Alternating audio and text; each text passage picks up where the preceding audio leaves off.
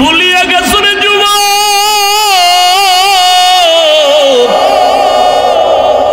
ওই মায়ের কোন দিন কত বাজে কথা বলে কাঁদাইছো?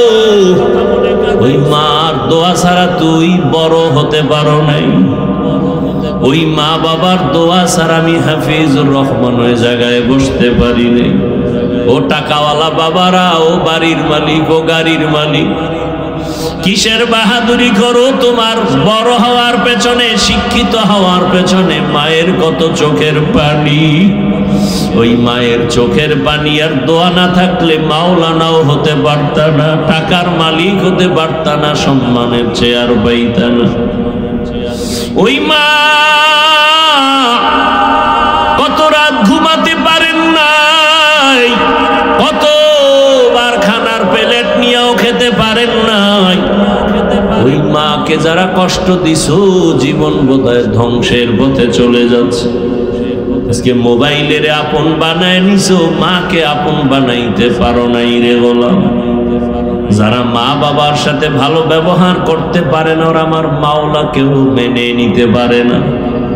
যারা আমার মা বাবার সাথে ভালো আচরণ করে, ওরা আমার মাওলার সাথেও ভালো আচরণ করে। ও বাবা, মায়ের জীবনের কষ্টের ঋণ কিভাবে আদায় করবা?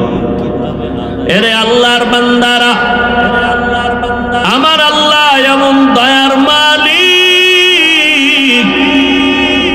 ওই মায়ের মধ্যে একটা রাডার চুম্বকের মতো লাগায় দিয়েছেন। তুমি যতই কষ্ট দাও, মা কখনো বরদোয়া করে না। এজন্যই তো আল্লাহ কোরআনে তার ইবাদতের পরে মা বাবার খেদমতের কথা বলেছেন। ওই মায়ের সাথে যারা ভালো, তারা অন্যদের সাথেও ভালো। মায়ের সাথে যারা খারাপ, তারা অন্যদের সাথেও বড় খারাপ। মায়ের শুধু একটা প্রসব বেদনার চিৎকারের ঋণ তোমার জীবন দিয়ে দিল আদায় হবে না। আমার আম্মার কণ্ঠের আওয়াজ ভেতরের ঘরের রুমের থেকে বাইরে সামনে যায় না, এত আওয়াজটাকে কন্ট্রোল করে মা। কিন্তু তুমি আমি যেদিন দুনিয়াতে আসবো, আম্মা জানের এটাকে প্রসব বেদনা বলে। এমন পরিমাণ মায়ের কান্নায় পাশের বাড়ির মানুষ ঘুমাইতে পারে নাই। তুমি আমি কত যে মাকে লাথা দিয়েছি, মনে হয় মায়ের মাথার উপরে 7 আসমানের বোঝা। মা কান্না করে আমার দাদি নানিরে কয়, সরো,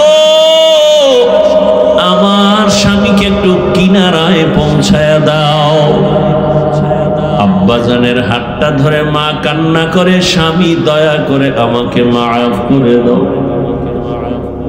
তোমার ঘরে আসছি খেদমত করার জন্য, মনের মতো পারি নাই, তুমি কষ্ট নিবা না, মাফ করে দাও, মরে যাব। বাবাই বলে, বিবি কেন কাঁদো? বলে, বাচ্চার প্রসব বেদনা সহ্য করতে পারি না। কত মহিলারা এই সময় মরিয়া যায়, আমার মনে হয় কষ্ট শুরু হয়ে গেছে, মরে যাব। বাবাই কান্না করে সান্ত্বনা দিয়ে কয়, বিবি ধৈর্য ধারণ করো। সান্ত্বনা দিয়া বাবায় সেজদায় পড়ে গেছে, আল্লাহ তুমি হেফাজত করো। এরে আল্লাহর বান্দারা, ওই মায়ের কষ্ট এত পরিমাণ, পাগলের মতো মা চিল্লাইতেছিল রে বাবা। এরপরও মা কিন্তু কখনো বরদোয়া করে নাই, সন্তানের জন্য পাগল পারা হয়েছে। ওই মায়ের যারা মা বলে ডাক দেও না, তার মতো পোড়া কপালে জমিনে কেউ নাই। প্রায় সময় আমি ঘটনাটা বলি, বাবার কিনারায় শুইয়া রাতের বেলা মা চোখের পানি ছেড়ে কাঁদে। বাবায় তাকায় দেখে বিবি গুনগুন করে কাঁদে। জিজ্ঞাসা করে, বিবি কান্না করো কেন রাতের গভীর? মা বলে, ও স্বামী, আমার মনের ভেতরে বড় দুঃখের কারণে কান্না করি। কি তোমার অন্তরে দুঃখ ভরা? মা বলে স্বামী, একটা সপ্তাহ হয়ে গেল সন্তান আমাকে আম্মু বলে ডাক দেয় না। বাবাই বলে বিবি কেন? বলে গত সপ্তাহে একটা অপরাধ করেছে, আমি ধমক দেওয়াতে অভিমান করেছে। সন্তান ঘরে আসে, খানা খায়, মা বলে ডাকে না। বাবাই বলে বিবি ধৈর্য ধারণ করো, খানা খাও, ঘুমাও, সন্তান ভুল বুঝে এসে ক্ষমা চেয়ে নিবে। মা একটা চিৎকার দিয়ে কয় স্বামী আমার, আমি যতবার ঘুমানোর চেষ্টা করি আমার চোখের মধ্যে ঘুম আসে না। খানার প্লেট নেই, একটা লোকমার খানা আমার ভেতরে যায় না, কারণ আমার অন্তরে ওই খানা আর ঘুম থেকে আমার অন্তরে টান আমার বাবা, আমার কলিজার সন্তান একবার আম্মু বলে যদি ডাক দেয় আমার কলিজাটা ঠান্ডা হয়ে যায়। কারণ ওই সন্তানের প্রসব বেদনা আমি ভুলে যাই না। হাজারো ব্যথা নিয়া তাকায় থাকি, সন্তান আমাকে মা বলে একটা ডাক দিবে, আর ওই ডাকের কারণে জীবনের সব কষ্ট আমার থেকে দূর হয়ে যাবে। জীবনের মূল কষ্ট মায়ের প্রসব বেদনা,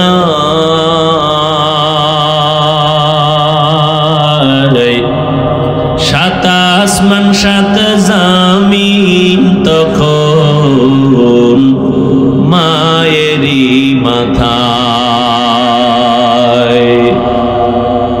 আমার সুন্দর মুখ দেখে মায়ের, আমার সুন্দর মুখ দেখে মায়ের ব্যথা যায় দে হাসাইয়া। ও আমার প্রাণের মা, মা গো মা, কোথায় গেলে মোরে ছাড়িয়া? জনম দুঃখী ইয়াতীম আমি, চাই না কেহ ফিরিয়া। আমি যখন ছিলাম আমার মায়েরই উদরে, চলাফেরা করলেন যে মায় কত কষ্ট করে। এমন মাকে কেমনে আজি, এমন মাকে কেমনে আজি যাব আমি ভুলিয়া। ও আমার প্রাণের মা, মা গো মা, কোথায় গেলে মোরে ছাড়িয়া? জনম দুঃখী ইয়াতীম আমি, চাই না কেহ ফিরিয়া। মাগো আমি ইয়াতীম বলে সবাই দেয় তারাইয়া, দুঃখের সাথে দিন কাটাই মা, পেটে ক্ষুধা নিয়া। ঘুমের মাঝে মাকে দেখে, ঘুমের মাঝে মাকে দেখে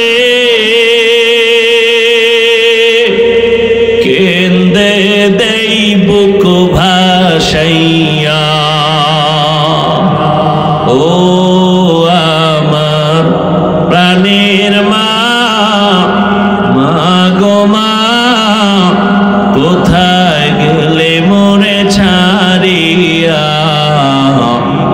জানম দুঃখী ইয়াতিমামি চায় না কেহ ফিরিয়া।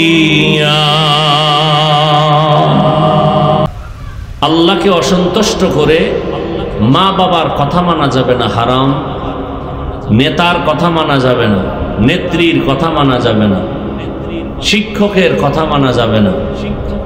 এক কথায় জবাব, দুনিয়ার সকলকে অসন্তুষ্ট করা সম্ভব, আল্লাহকে অসন্তুষ্ট করা সম্ভব না। কিন্তু আমরা করি, প্রত্যেকটা সাইডে আল্লাহকে বেজার করে আত্মীয় স্বজন আপনজনকে খুশি করি। যেমন পর্দা করলে আল্লাহ খুশি, আত্মীয় বেজার। এবার আত্মীয়র মন রক্ষায় পর্দা ভেঙ্গে ফেলেছি। কেউ যদি ধরে, ভাই আল্লাহকে বেজার করলেন কেন, বলে তওবা করে পরে আল্লাহরে ঠিক করে নিব।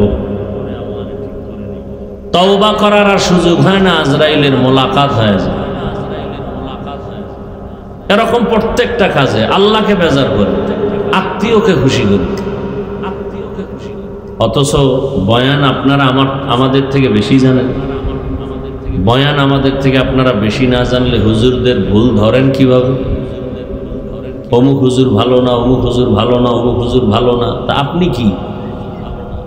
সব হুজুর খারাপ, আপনি গাঞ্জাখোর ভালো, আপনি সুদখোর ভালো, আপনি দুর্নীতিবাজ ভালো। আল্লাহ হেদায়েত দান করুন। এখন কথা হলো, আল্লাহকে বেজার করা যাবে না, দুনিয়ার সবাইকে বেজার করা যাবে কেন? আল্লাহকে বেজার করা যাবে না কেন? বলে বেজার করবা কেন? দুনিয়ার সবাইকে বেজার করা যাবে কারণ দুনিয়ার সবাই আমার আপন, বাট আসল না। আমার আল্লাহ হলেন আপন এবং আসল। দুনিয়ার সবাই আমাকে অনেক কিছু দিতে চায়, দেয় না। আমার আল্লাহ চাওয়ার আগে দিয়ে দেন, প্রয়োজনের বেশি দেন। দুনিয়াওয়ালারা দিতে চায়, দেয় না, দিলেও পরিপূর্ণ দেয় না। চাওয়ার আগে দেয় না, চাহিদা মিটাইয়া দেয় না। আল্লাহ চাওয়ার আগে দেন, বেশি দেন, চাওয়ার আগে দেন। এবং চাহিদা মিটানো কি আরো বেশি। দুনিয়ার সবাই কিছু কিছু দিলেও পেছনে স্বার্থ।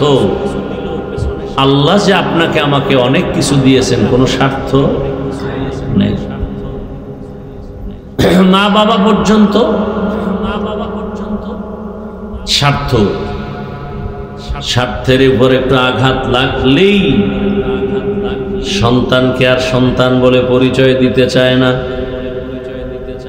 এমনকি অনেক জায়গায় খবর পাওয়া যায়, মা বাবা সন্তানকে হত্যা করে। আবার স্বার্থের আঘাতে সন্তান মা বাবাকে। আমার সোনার বাংলায় এগুলি দেখার কি অভাব আছে? অহরহ। আল্লাহ হেদায়েত দান করুন। বড় কঠিন এক হালাতে আমরা জীবন যাপন করতেছি। দুনিয়ার সব স্বার্থপর, আল্লাহর স্বার্থ আছে। আল্লাহ যদি স্বার্থপর হইতেন তাহলে এক ঢোক পানি পান করতে কাউকে দিতেন না। আমার আল্লাহ কেমন দয়ার মালিক, বিন্দু থেকে বিন্দু কোনো স্বার্থের পেছনে তাকাননি। আল্লাহ পাক নিঃস্বার্থভাবে সবাইকে ভালোবাসেন। যে ব্যক্তি আমার প্রশংসা করে আমি তাকে দেই, দেওয়ার জন্য বলি।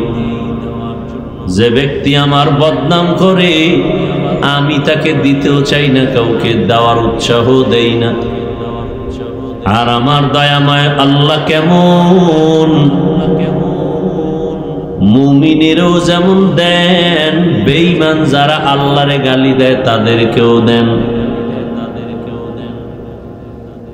দুনিয়ার কোন বিদ্বেষী আল্লাহ বিরোধী কেউ না খায় মরে না। মুমিনেরা যেই গাছের ফল খায়, বেঈমানেরাও সেই গাছের ফল ভক্ষণ করার স্বাধীনতা পায়। মুমিন যেই নদীর মাছ খাওয়ার স্বাধীনতা পায়, বেঈমানেরাও সেই নদীর মাছ খাওয়ার স্বাধীনতা পায়। আল্লাহ যদি স্বার্থপর হইতেন, মুমিনের দিতেন আর বেঈমানগুলো গলা টিপে মেরে ফেলতেন। কিন্তু না, অনেক ক্ষেত্রে দেখা যায় মুমিনেরা অনেক বিপদের মধ্যে আটকায়া যায়, বেঈমানরা আল্লাহর বিরোধিতা করার পরও তেমন কোনো মুসিবতে পড়তে দেখা যায় না। খুব কম পড়ে না, তা না, কম। যেমন এই জমিনের সর্বোচ্চ ঈমানওয়ালা আম্বিয়ায়ে কেরাম, একা একা ভাবতেছি আম্বিয়ায়ে কেরামদের কোনো গুনাহ নাই, এরপরেও এত পরিমাণ পরীক্ষা, এত পরিমাণ মুসিবত তাদের উপরে। সারা দুনিয়ার মানুষ যদি এক জায়গায় করা হয়, নবীদের এত পরিমাণ কষ্টের জীবনের হাজার লাখ কোটি কোটি কোটি ভাগের এক ভাগ হবে না। আবার সব নবী রাসূলদের কষ্ট যদি এক পালায় দেয়া হয়, আপনার আমার নবী রহমতের নবীর কষ্টের হাজার হাজার লাখ ও কোটি কোটি ভাগের এক ভাগও হবে না। অথচ নবীদের কোনো গুনাহ নাই, আল্লাহ এর পর কেমন কঠিন পরীক্ষা নিয়েছেন। জমিনের একজন পয়গম্বর, আল্লাহর প্রিয় নবী, পয়গম্বর নূহ আলা নবীনা ওয়া আলাইহিস সালাতু ওয়াস সালাম, জমিনের মধ্যে এক মহা প্রলয়ঙ্কারী ঝড়, গোটা দুনিয়াটা ধ্বংসের দ্বার প্রান্তে যখন নূহ পয়গম্বর কিস্তির মধ্যে উঠবেন, সন্তানকে বারবার দাওয়াত দিছে, সন্তান কালেমা পড়ে না।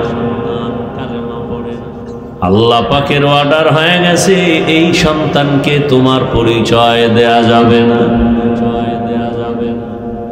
বাবার মনে মানায় না, কিন্তু আমার মালিকের পরীক্ষা, ফেল করারও কোনো সুযোগ নেই। এইভাবে এক এক পরীক্ষার হালাত জামানার নবী ইব্রাহিম, আল্লাহ তার অর্ডার করলেন, ছুরি হাতে নাও, কলিজার সন্তান 80 বছর বয়সের পরে পেয়েছেন, নাম রেখেছেন ইসমাঈল। কেমন আল্লাহর পরীক্ষা! বুড়া বয়সের সন্তানের প্রতি কি পরিমাণ মায়া আর মহব্বত! তাও আগের সন্তান নাই, জীবনের শেষ, এমন মায়া লাগানো সন্তান, তাও আমার আল্লাহর থেকে দোয়া করে করে নিয়েছেন, রব্বি হাবলি মিনাস সালিহিন, ফাবাশশারনাহু বিগুলামিন হালিম। আল্লাহর কাছে বলেছেন, হে আল্লাহ, তুমি একটা নেককার সন্তান আমাকে দাও। আল্লাহ একটা নেককার সন্তান দিলেন। এত মায়ার মধ্যে পরীক্ষা শুরু হয়ে গেল। সন্তানের মোহাব্বত আমি আল্লাহর মায়ার সামনে যেন বাধা না হয়। গোটা দুনিয়ার মুমিনদেরও বলে দিলেন, ইয়া আইয়ুহাল্লাযীনা আমানু লা তুলহিকুম আমওয়ালুকুম ওয়া আওলাদুকুম আন যিকরিল্লাহ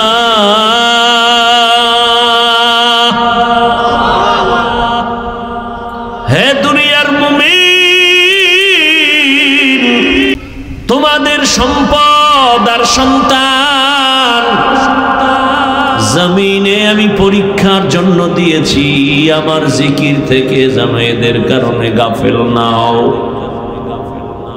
মালের কারণে আমি আল্লাহকে ভুলে যাইও না, সন্তানের কারণে আমি আল্লাহকে ভুলে যেও না। আল মালু ওয়াল বানুনা জিনাতুল হায়াতিদ দুনিয়া ওয়াল বাকিয়াতুস সালিহাত খায়রুন ইনদা রাব্বিকা সাওয়াবা ওয়া খায়রুন আমালা। আমি কিন্তু বলেছি আপনাদের আগ্রহের উপরে বয়ান হবে। উঠা বসা করলে আমি মোনাজাত দিয়ে চলে যাব। কালকে জুমার এক পেরেশানি মাথায় আছে। আপনারা না শুনতে চাইলে আমার এত ঠেকানা, আমি আপনাদের শুনাইতেই হবে। ব্যারাম থাকলে ঢুকছেন কেন? আর এত রাত্রে বসে আছেন কেন? আছেন যেহেতু মোনাজাত দিয়ে যাওয়ার মন মানসিকতা তৈরি করেন। বাসা পর্যন্ত সুস্থভাবে যাওয়ার গ্যারান্টি আছে, তো এত পারাপারি করেন কেন? আল্লাহ হেদায়েত দান করুন। জিন্দেগি মে বন্দগি তু করনা হে,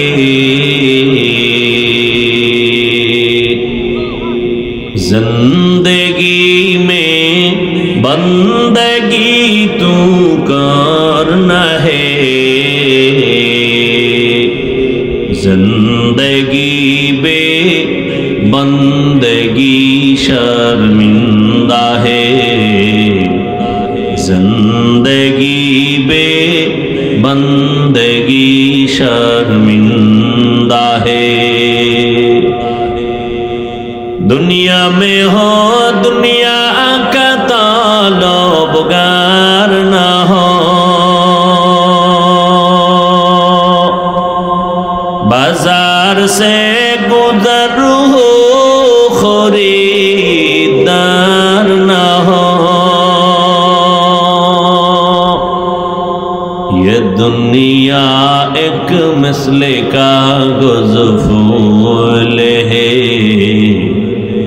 ये दुनिया एक मिसले का गुज़फूल है, जिंदगी में बंदगी तू करना है,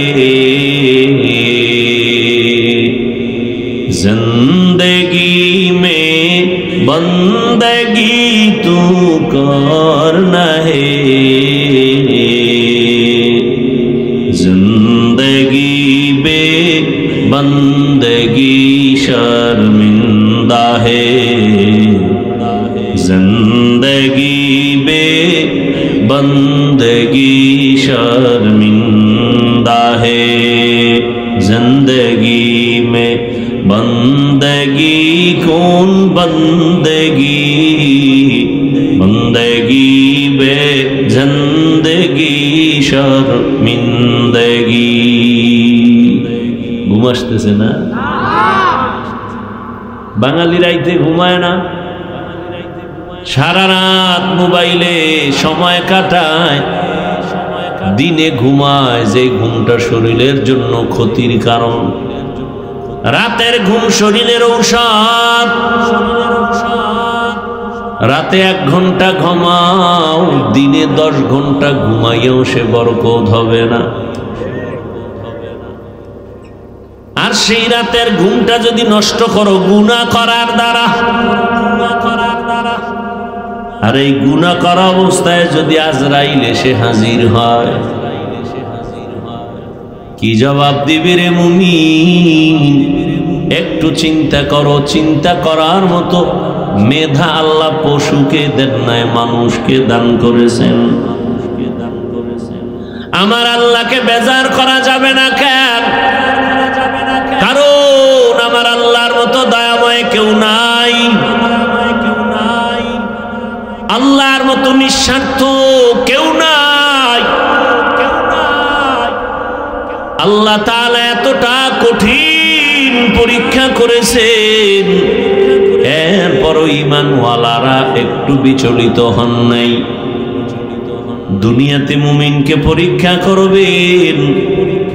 আল্লাহ তাআলা দয়ার চাদর বিছায় রাখছেন। আল্লাহ চান না তার মোহাব্বতের কোন বান্দা বান্দি জাহান্নামে যাবে। আল্লাহ বলেন আমাকে খুশি কর। এই নামাজ পড়ি, বয়ান করি, রোজা রাখি, তেলাওয়াত করি, সব আমলের একটাই টার্গেট, আমার আল্লাহরে খুশি করে চলো। তোমার সারা জীবনের নামাজ দিয়া জান্নাত পাইবা না যদি আল্লাহ খুশি না হয়। সারা জীবনের রোজা রেখে জান্নাত পাওয়া যাবে না যদি আমার আল্লাহ খুশি না হন। সারা জীবনের তেলাওয়াত দিয়া জান্নাত পাওয়ার গ্যারান্টি নাই যদি আমার আল্লাহ খুশি না হন। আর আমার আল্লাহ যদি একবার খুশি হয়ে যান, সারা জীবনের ইবাদত লাগবে না, একটা সিজদাই জান্নাত রেডি হয়ে যাবে। আতিনা ফি দারে দুনিয়া না হাসান, আতিনা ফি দারে উকবা না হাসান, ইয়া গিয়াসাল মুস্তাগীসিন ইহদিনা ইফতিখারা বিল উলুমে ওয়াল গিনা। হর গোরি দেনে কো তু তৈয়ার হ্যায়, जो न मांगे उससे तू बेजार है। এই সাউন্ড কমে কা ভাইরা আমার, আর কিছুক্ষণ শোনার ধৈর্য আছে তো? আল্লাহ কবুল করে। তাহলে সব আমলের মূল টার্গেট কি? আল্লাহকে খুশি করা। আল্লাহকে, যেমন একটা ছোট ঘটনা, জমিনের মধ্যে একজন আল্লাহর বান্দি বড় পাপী, এমন কোন পাপ করে নাই যেটা বাপ পাপের সাগরে হাবুডুবু খায়। নারী না পুরুষ? এলাকার সবাই জানে জমিনের মধ্যে এই নারী একটা আতঙ্ক, একটা চরিত্রহীনা জাহান্নামী। এত বড় ভ্রষ্টা, সবাই তার থেকে সতর্ক থাকে। তার নজরও যদি লাইগা যায় পেট ব্যথা শুরু হয়ে যাবে। নজরের ভিতরেও ঝামেলা আছে না নাই? আছে না? তুমি বয়া বয়া মুড়ি বানায় খাইতেছো না, মজা করে বাদাম চাবাও, আর একজনের পেটে 3 দিনের ক্ষুধা, ও পারে না তোরে কামড় দিয়া খেয়ে ফেলবে। এমন নজর লাগাইছে, খাওয়ার পরে ডায়রিয়া শুরু। নজর বড় খারাপ, নজর বড় খারাপ।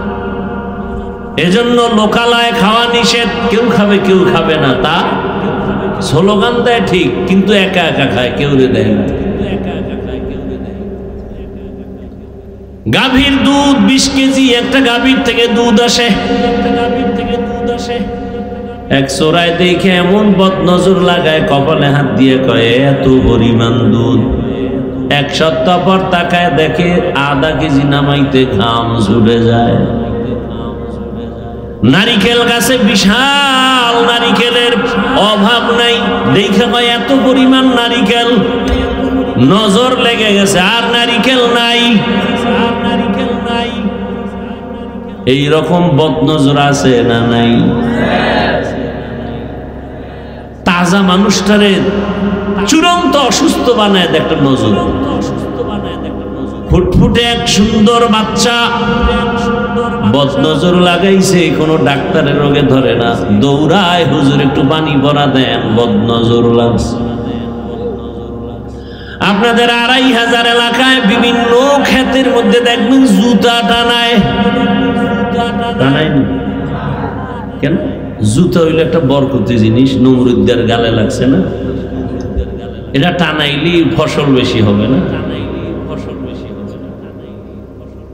বদনজর বড় খারাপ। এজন্য কিছু পুরুষের এমন বদনজর যদি কোনো নারীর উপরে লেগে যায়, ওর পেটের বাচ্চা নষ্ট হয়ে যায়। আবার কোন নারীর বদনজর যদি পুরুষের উপরে লেগে যায়, কেমন যে কঠিন বদনজর।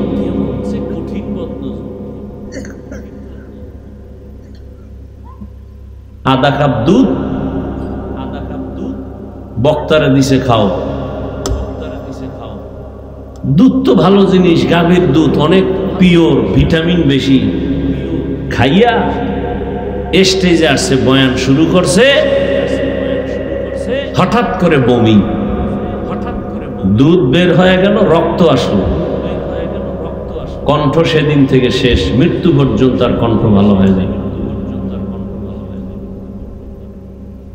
এবার বুঝেন বদনজর কত খারাপ জিনিস।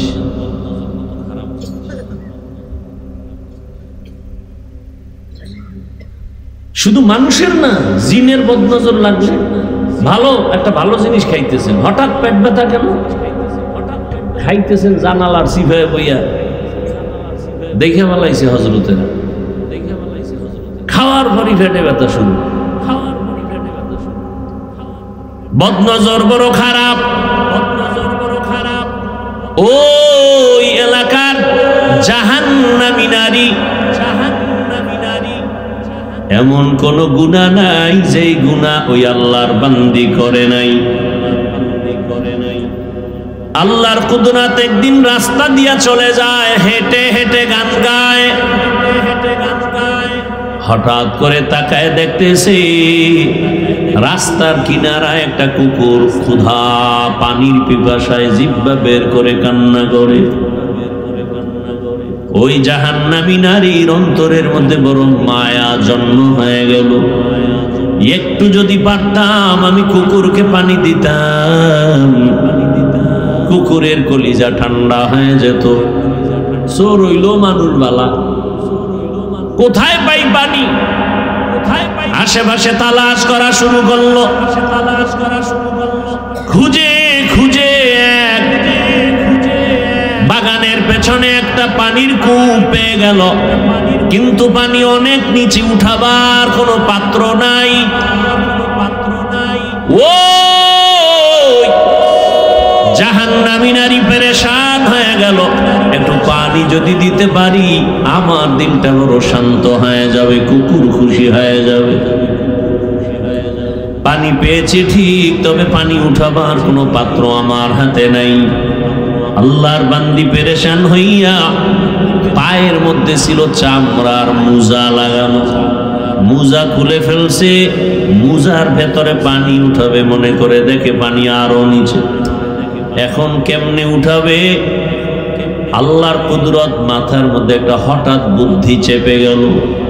মাথায় ছিল একটা ওড়না লাগানো, বড় একটা ওড়না, ওড়নার এক মাথা অংশ খুলিয়া মুজার সাথে বেঁধে দিয়া এরপরে কূপের থেকে পানি উঠাইল। একটা জাহান্নামী নারী মাথায় ওড়না লাগায়, তা অনেক বড়। আর আমার মুসলমান বোনের কোনো ওড়না নাই, যাও আছে এত ছোট খাটো যে মাফলার মতো গলায় ফ্যাশন হিসাবে রাখে, ওড়না পরার কোনো প্রয়োজন মনে করে না। মনে হয় জানো তারা খুশি হইতো যদি দেশটা বেশ্যার আড্ডাখানা বানানো যাইত। তুকু যাও সুন্নতে আহমদ কো যা বা মোহাম্মদ গায়বুদ নিসবতরা মান আহাব্বা সুন্নতি কওলে রাসূল মুজদায়ে কানা মাই হাম কুন কবুল।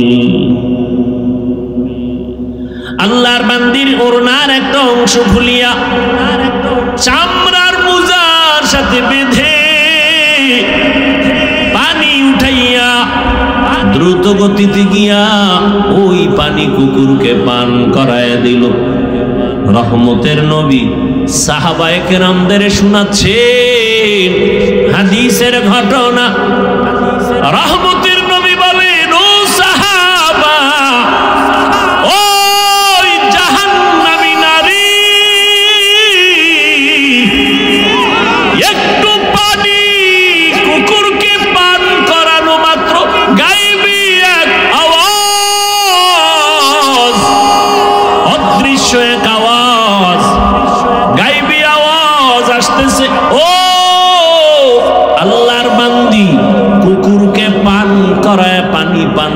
পেয়েছো, গাইবি আওয়াজ তোর জীবনের সব গুনাহ মাফ হয়ে গেছে।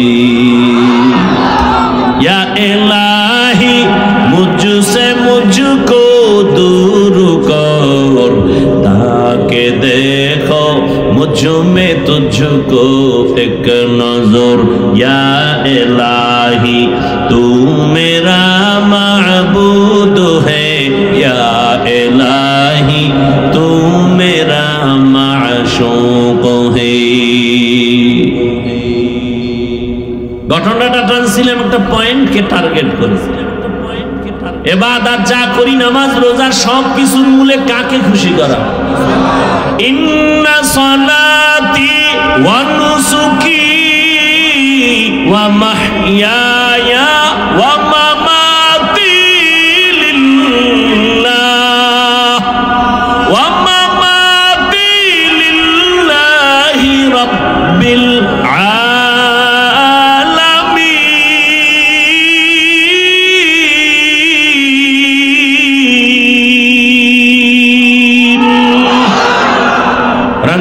तक़वा रंग सिद्क़ रंग दीता अब्द बाकी बुअद बर आबदी। इब्राहिम नबी दुआ करलेन, हे अल्लाह আমার নামাজ, আমার কোরবানি, আমার মরে যাওয়া, আমার বেঁচে থাকা সব কার জন্য? আমি বয়ান করি আমার আল্লাহর খুশির জন্য, আমি বয়ান শুনি আমার আল্লাহকে খুশি রাখার জন্য, আমি খানা খাই আল্লাহকে খুশি রাখার জন্য। খানা খাইলে আল্লাহ খুশি হবে কেন? বা খানা খাইলে শক্তি হবে, ওই শক্তি দিয়ে আমি মাওলার ইবাদত করব। কি ভাইরা আমার, দেখছেন নি জাহান্নামী মহিলা কুকুরকে পানি পান করাইছে, এটা তো ফরজ না, কিন্তু মনে চাইছে করাইছে। আল্লাহ কি হয়ে গেছে? এক খুশি, এক কামে এক খুশি, জান্নাত রেডি। আতিনা ফি দারে দুনিয়া না হাসান, আতিনা ফি দারে উকবা না হাসান, ইয়া গিয়াসাল মুস্তাগীসিন ইহদিনা লিফতিখারা বিল উলুমি ওয়াল গিনা। আল্লাহকে বেজার করা যাবে না কেন? আল্লাহর মতো দয়াময় কেউ? কেমন দয়ার আমার মালিক! আমি দুনিয়াতে আসছি, কেউ আমাকে আনার জন্য দোয়া করে নাই। আল্লাহ বলেন তাকায় দেখ, দুনিয়ার মানুষ ফ্যাক্টরি বানাইছে, তৈলের ফ্যাক্টরি, রডের ফ্যাক্টরি, সিমেন্টের ফ্যাক্টরি, কিন্তু তাকায় দেখছো নি সিমেন্টের ফ্যাক্টরি থেকে কখনো তেল আসেনি, তেলের ফ্যাক্টরি থেকে লবণ আসে না। আর আমি আল্লাহ কেমন দয়ার মালিক! এক ফ্যাক্টরি তোর মাকে বানাইয়া, তোর মায়ের থেকে 10টা সন্তান আমি বের করেছি। তাকায় দেখ, কারো চেহারার সাথে কারো চেহারার মিল নাই, কারো কণ্ঠের আওয়াজের সাথে কারো কণ্ঠের আওয়াজের মিল নাই। আবার একই মায়ের সন্তান, কারো চোখে সমস্যা, কারো পায়ে সমস্যা, কারো জবানে আওয়াজ নাই। আমি আল্লাহ কেমন দয়ার মালিক! ভালো করে নজর করে দেখ, সন্তান গর্ভে আসছে, মাও জানে বাবাও জানে, তারপরও কোনোদিন তার সন্তান আসবে বলিয়া খানারও আয়োজন করে নাই। আল্লাহকে বলে নাই, হে মালিক তুমি যে সন্তান আমাদের দান করেছো, তুমি খানার ব্যবস্থাও করে দিও, তাও বলে নাই। আল্লাহ কয়, আমি আল্লাহ নিজে দয়া করে খানার আয়োজন করেছি। তোর বাবা মা বলে নাই, আমি তোর জন্য খানার আয়োজন করেছি। এমন পিওর খানা। দেখ, সন্তান দুনিয়াতে আসার পর আমি আল্লাহ এমন খানার ব্যবস্থা করেছি, তুই দুধ পান করবি 2 বছর পর্যন্ত। দুনিয়ার মানুষ ফ্লাক্স বানায়, গরম পানি, গরম চা, গরম দুধ রাখে, 24টা ঘন্টার বেশি গ্যারান্টি দেয় না। আম্মা জান বাচ্চাকে সুজি খাওয়ায়, দেখছেন? সুজিটা পাকান লাগে না? লাগে না? লাগে। দুধ লাগে, পানি লাগে, চিনি লাগে। আগুন দিয়া সুজি পাকাইয়া এরপরে আবার ফ্যানের বাতাস দিয়া ঠান্ডা করে, এরপরে 2 থেকে 3 4 চামচ বাচ্চাকে দিয়া সুজি আবার ঢেকে রাখে। 2-3 ঘন্টা হয়ে গেলে আর খাওয়ায় না। কেন? বলে সুজি এখন নষ্টের দিকে, বাচ্চাকে দিল ওর পেট নষ্ট হয়ে যাবে। আমি আল্লাহ এমন দুধ তোর জন্য রাখছি, চিনিও লাগে না, লবণও লাগে না, আগুনও লাগে না, পানিও লাগে না। আবার দেখ এমন খানা তোর মায়ের স্তনে রেখেছি রে বাবা, যেই দুধটা বেশি ঠান্ডাও না গরমও না। যদি একটু বেশি ঠান্ডা হয় তোর গলা নষ্ট হবে, আটকায় যাবে। একটু যদি গরম বেশি দেই তোর পাতলা চামড়া পুড়ে যাবে। বেশি চিনি দিলেও তোর ক্ষতি হবে, লবণাক্ত হলেও ক্ষতি হবে। দুনিয়াতে আসার পর এমন কোনো খানা নাই দুনিয়ার যে তোর মা বাবা তোরে দিলে তুই খেতে পারবি। আমি আল্লাহ এমন খানার আয়োজন করেছি, 2 বছর পর্যন্ত মায়ের দুধ পান করবি, একটা সেকেন্ডের জন্য কখনো দুধ নষ্ট হবে না।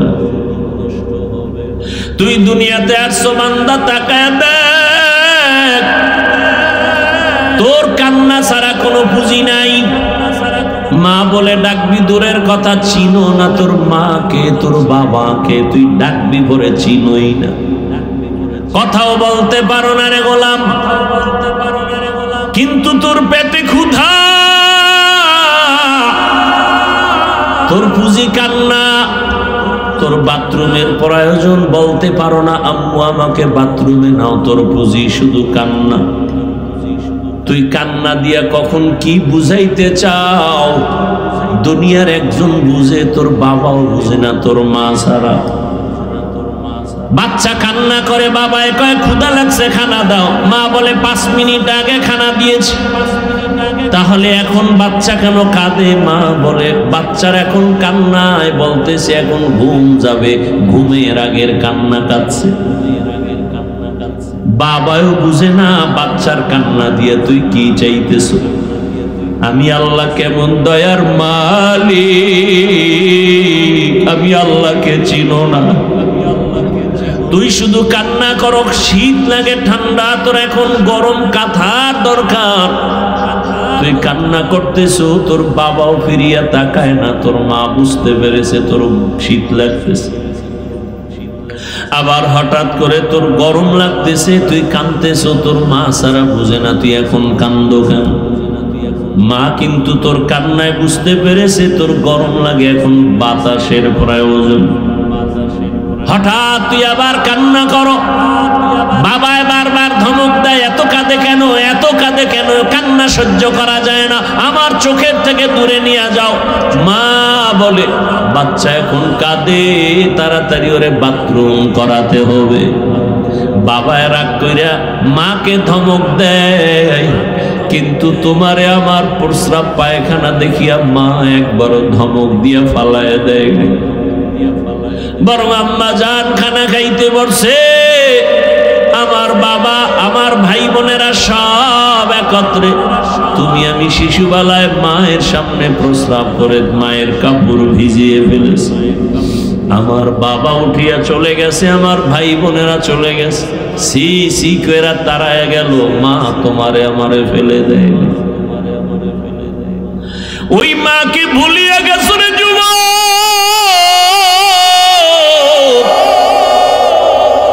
ওই মায়ের কোন দিন কত বাজে কথা বলে কাঁদাইছো।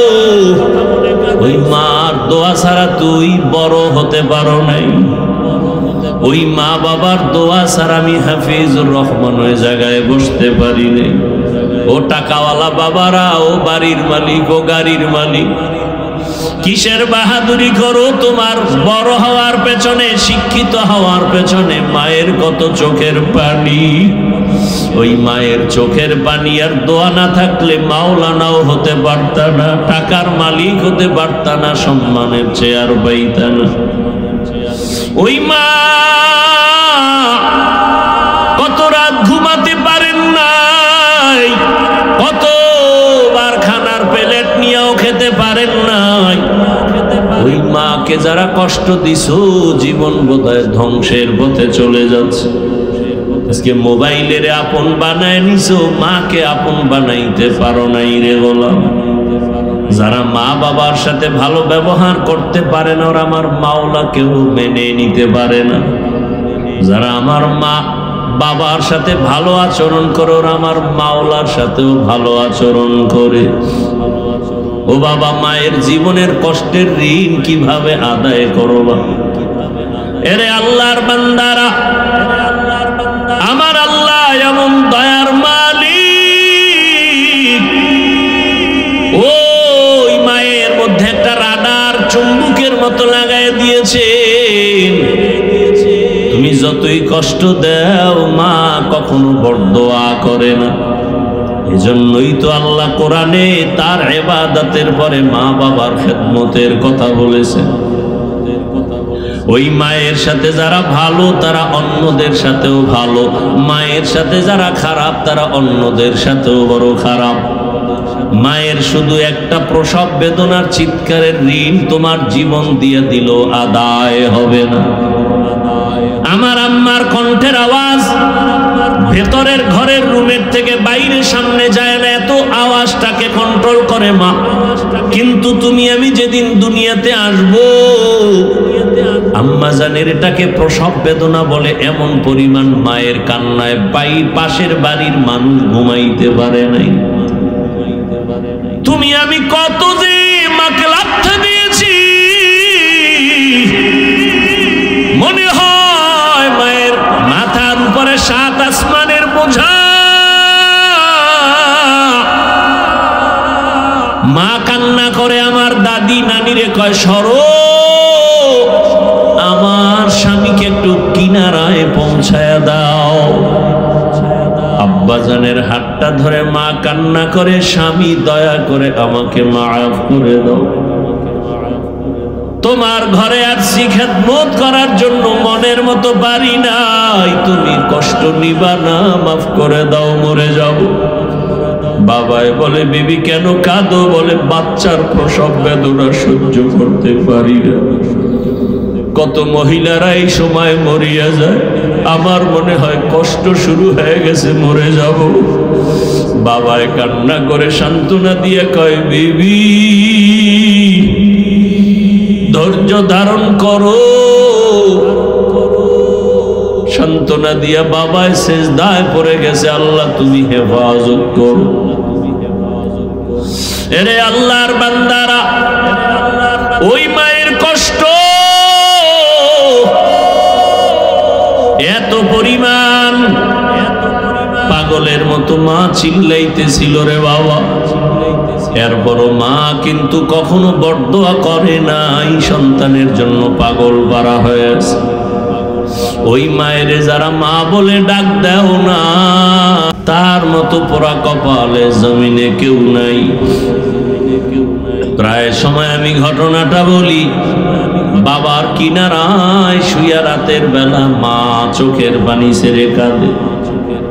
বাবায় তাকায় দেখে বিবি গুনগুন করে কাঁদে। জিজ্ঞাসা করে, বিবি কান্না করো কেন রাতের গভীর? মা বলে, ও স্বামী, আমার মনের ভেতরে বড় দুঃখের কারণে কান্না করি। কি তোমার অন্তরে দুঃখ ভরা? মা বলে, স্বামী, একটা সপ্তাহ হয়ে গেল সন্তান আমাকে আম্মু বলে ডাক দেয় না। বাবাই বলে, বিবি কেন? বলে, গত সপ্তাহে একটা অপরাধ করেছে, আমি ধমক দেওয়াতে অভিমান করেছি। সন্তান ঘরে আসে, খানা খায়, মা বলে ডাকে না। বাবাই বলে, বিবি ধৈর্য ধারণ করো, খানা খাও, ঘুমাও, সন্তান ভুল বুঝে এসে ক্ষমা চেয়ে নিবে। মা একটা চিৎকার দিয়ে কয়, স্বামী আমার, আমি যতবার ঘুমানোর চেষ্টা করি আমার চোখের মধ্যে ঘুম আসে না। খানার প্লেট নেই, একটা লোকমার খানা আমার ভেতরে যায় না। কারণ কারণ আমার অন্তরে ওই খানা আর ঘুম থেকে আমার অন্তরে টান আমার বাবা, আমার কলিজার সন্তান একবার আম্মু বলে যদি ডাক দেয় আমার কলিজাটা ঠান্ডা হয়ে যায়। কারণ ওই সন্তানের প্রসব বেদনা আমি ভুলে যাই না। হাজারো ব্যথা নিয়া তাকায় থাকি, সন্তান আমাকে মা বলে একটা ডাক দিবে, আর ওই ডাকের কারণে জীবনের সব কষ্ট আমার থেকে দূর হয়ে যাবে। জীবনের মূল কষ্ট মায়ের প্রসব বেদনা,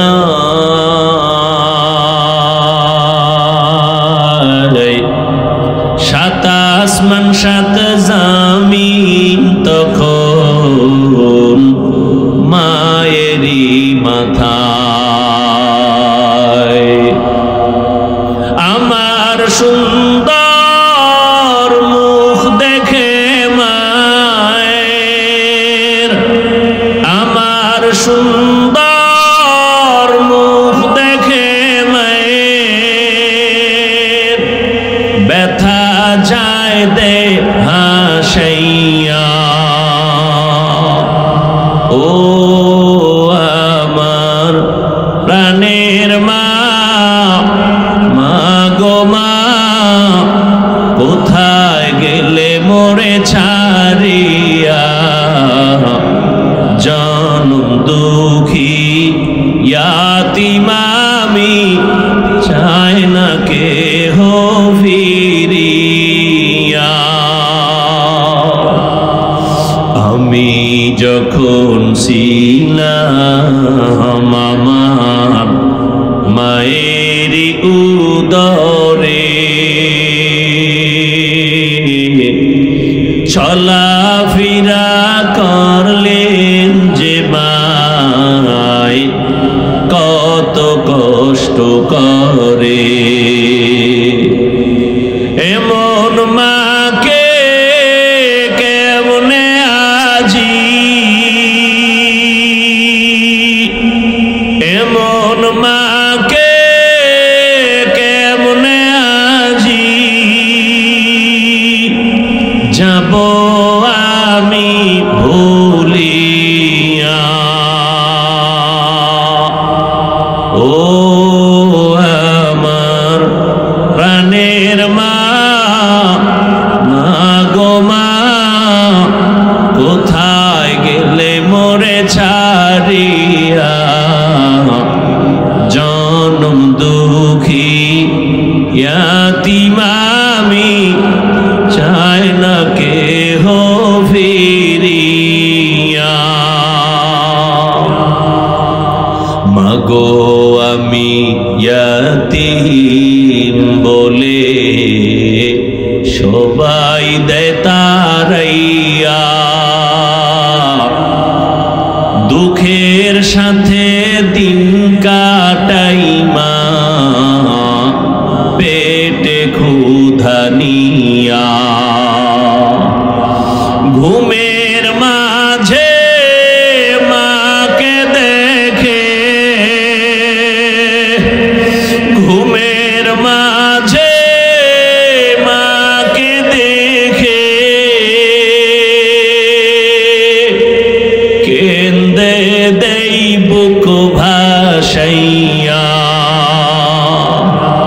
ও আমার প্রাণের মা, মা গো মা কোথায় গেলে মোরে ছাড়িয়া, জনম দুঃখী ইয়াতীম আমি চাই না কেহ ফিরিয়া।